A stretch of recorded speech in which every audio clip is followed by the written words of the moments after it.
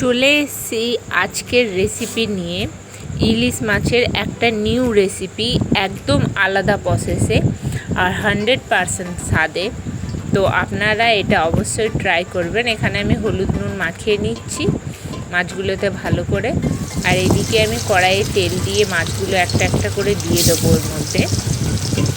মাছটাকে বেশি কড়া করে ভাজবেন না, এটা ইলিশ মাছ এমনি, আর হালকা করে ভেজে নেব। আর ভেজে এটাকে তেল দিয়ে এরকমভাবে তুলে নিচ্ছি। দেখতে পাচ্ছেন আমার মাছগুলো বেশি কড়া হয়নি, মিডিয়াম ভাজা আছে। তো এরকমভাবে প্রত্যেকটা মাছ আমি এখান দিয়ে তুলে নেব, তেল ঝরিয়ে নেব। এদিকে আমি মশলা রেডি করে নিচ্ছি।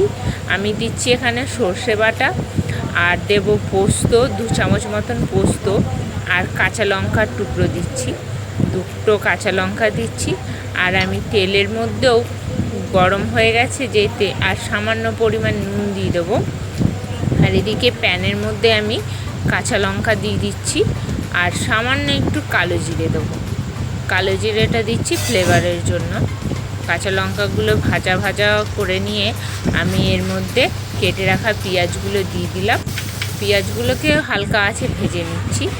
এবার আমি তেলের মধ্যে দিচ্ছি হলুদ গুঁড়ো। হলুদ গুঁড়ো দিয়ে একটু নাড়াচাড়া করে একটু কাশ্মীরি গুঁড়ো লঙ্কা, এটা কালারের জন্য দিচ্ছি অবশ্যই।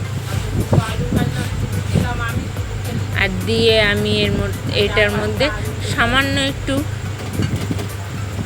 চাট মশলা দিয়ে দিলাম। চাট মশলাটা দিলে কী হয়, খুবই টেস্ট হয়, একটা আলাদা একটা ফ্লেভার হয়। এরপরে আমি মশলাটাকে ভেজে নেব। একটু জল দিয়ে দিলাম, আর এর মধ্যে তেল ছেড়ে দিয়েছি, আপনারা দেখতে পাচ্ছেন। এরপরে আমি সর্ষে বাটার যে পেস্টটা সেটা এর মধ্যে দিয়ে দেবো। সর্ষে বাটা আর পোস্ত বাটার যে পেস্টটা, ওটা আমি ঝোলের মধ্যে দিয়ে দিচ্ছি। আর দিয়ে এরকমভাবে ঝোলটাকে একটু নাড়াচাড়া করে নিচ্ছি। এবার আমার এটা ঝোলগুলো ফুটে উঠেছে খুব সুন্দর। এবার এক এক করে মাছটাকে দিয়ে দিলাম, দিয়ে সামান্য একটু ফুটিয়ে নেব। আর ভিডিওটি ভালো লাগলে চ্যানেলটিকে লাইক এবং সাবস্ক্রাইব করে দেবেন। আর নেক্সট ভিডিওর জন্য সকলকে আমন্ত্রণ জানাই। আমি এবার ঝোলটাকে একটুখানি চালিয়ে নিলাম মাছগুলো ডুবিয়ে, আর সামান্য একটু কাঁচা তেল দিয়ে দেবো ফ্লেভারের জন্য। কাঁচা তেলটা খুব ভালো লাগে। নমস্কার।